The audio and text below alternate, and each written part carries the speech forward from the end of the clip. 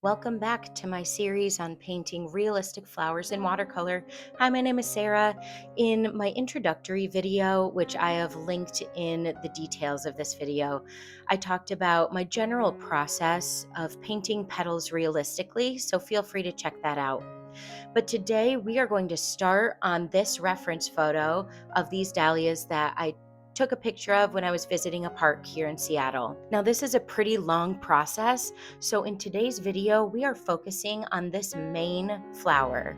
And in fact, we're focusing on the bottom half of this flower. I anticipate this being a 4 to 5 video series, maybe 6, if I talk a lot.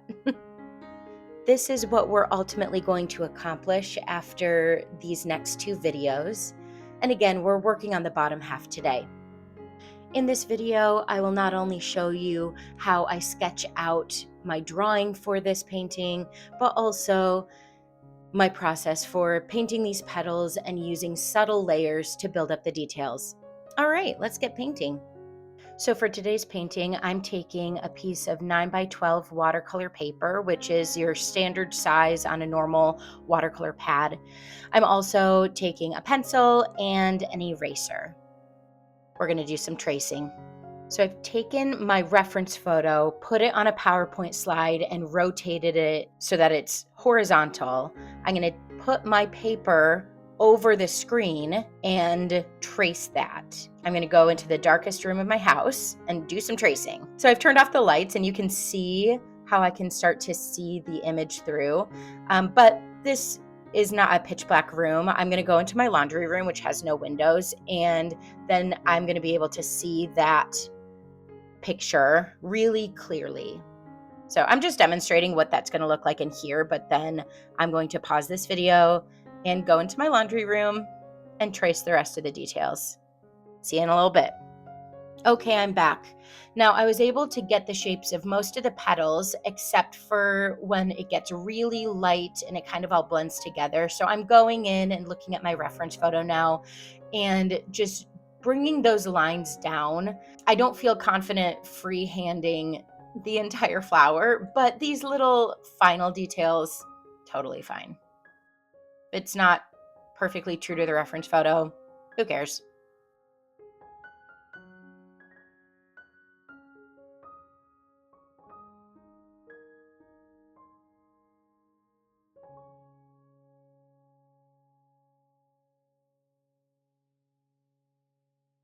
All right, I feel good about that.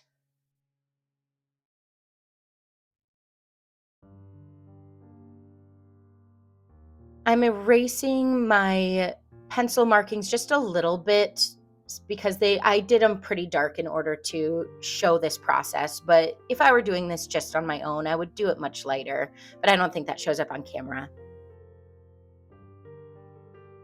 Okay, I have my swatches of peach and pink and purple shadow, and I am going to do a base layer on my flowers. So I've wet the whole thing, and I'm going to do a very light wash of the general colors where they're going to go. This is an optional step. You do not have to do this. You can go straight into painting each individual petal, but I decided to do it. So that top flower is quite a bit more pink than the main flower. So we're going to lay in just a little bit of that pink just to help out my base layers.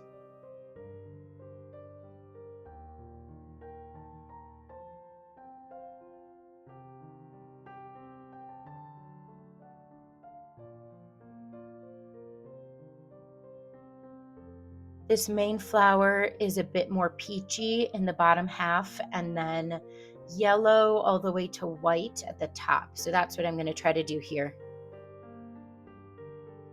And this bottom flower is kind of a mixture. There are areas that are more pinky, there are areas that are more yellow.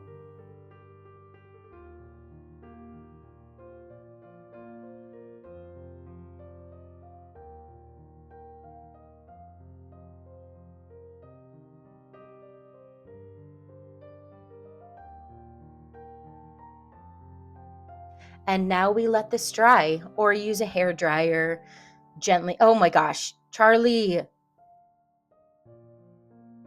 Okay, I think we're good. Okay. Yep, we're fine. Let this dry. Kick your cat out of the room. Okay. See you in a little bit. All right, and we're dry. I actually used a hair dryer with a diffuser attachment on so that it wouldn't jostle everything around. And now we're going to start on this main flower. I'm going petal by petal, and you can see with the reference photo that this middle lower section is much darker. We have a lot more shadow because we have a lot more overlapping layers here. I'll be listing the paint colors that I use in the video description, but as I mix up this kind of general peachy pink color, I want to say that the most important piece of advice I can give to you when painting realistic flowers is to keep it subtle. Do not go dark until you have done things subtly.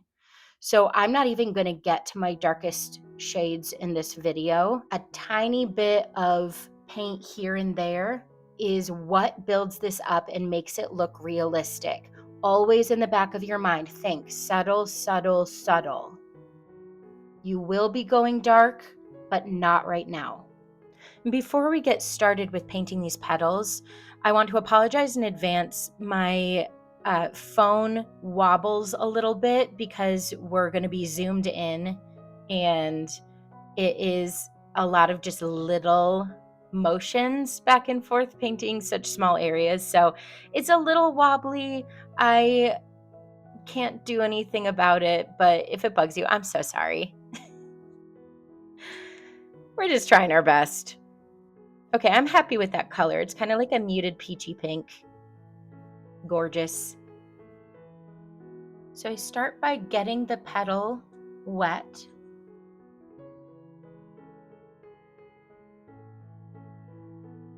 And then taking a look at my reference photo and seeing where the color is. Okay, we're going to zoom in so you can see that.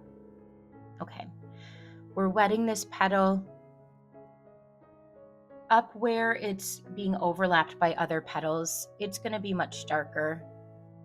Also, I'm not going to be doing this voiceover for all of the petals. That would be a lot of me just saying the same things to you over and over. I'm going to explain, and then I'm going to kind of gradually explain less and less as you can see my process, which is pretty repetitive. Okay, so I'm starting with just a layer of this peach.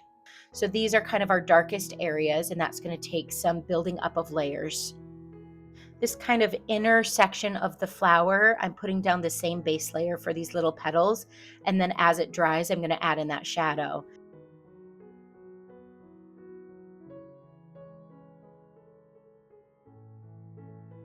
And then here again, that pinky layer is going towards the top of that petal where it's going to be more in shadow, and then I'm leaving the bottom of the petal where it's not overlapped. I'm leaving that without color.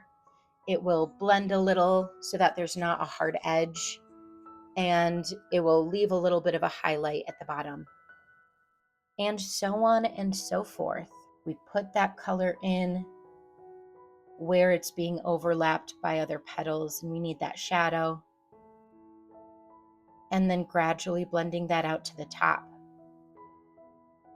I said this in my intro video, but this is all about observation. And it's going to look like a bunch of nothing until we stand back and it looks like a flower. I wet a couple of petals, work on them as the water is soaking in. But because we're working so small, we don't need a ton of water and we don't need a ton of paint.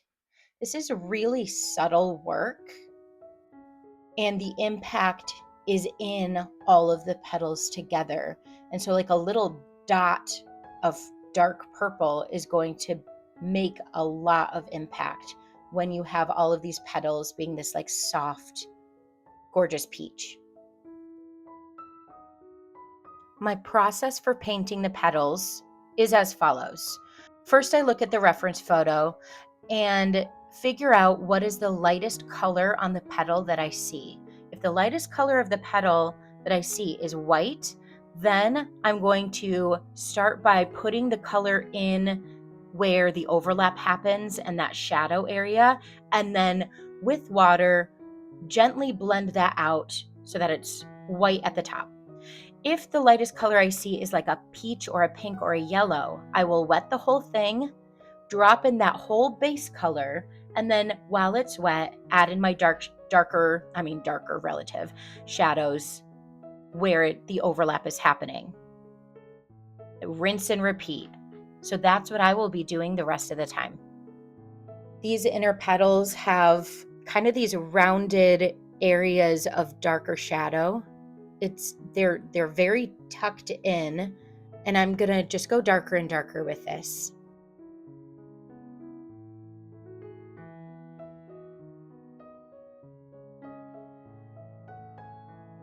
I highly recommend, if you paint something like this, if you have a chunk of time to commit to painting. I think for this entire flower with dry times, I think took me 3 hours. But I was painting for like a solid hour at a time, and then I would take breaks because that's a long time to sit. But put on some music, put on your favorite albums and sing along while you do it. It feels so nice to get in a flow, to feel peaceful. I was doing this while we had like blustery wind and rain, and I was listening to like a moody album, and it was so relaxing. Normally I'll watch a show or a movie while I paint, but like I think the vibe for this one is music. I mean, live your life. Do whatever you want to do. But it's just like such a great hour. Okay. I think that's enough yapping for me. If there are things that I do that are different from that process I described and put on the screen, then I will jump back in and talk about it. But I just want you to see the process work over and over until it looks like a flower. So I'm going to stick some music on. Enjoy watching.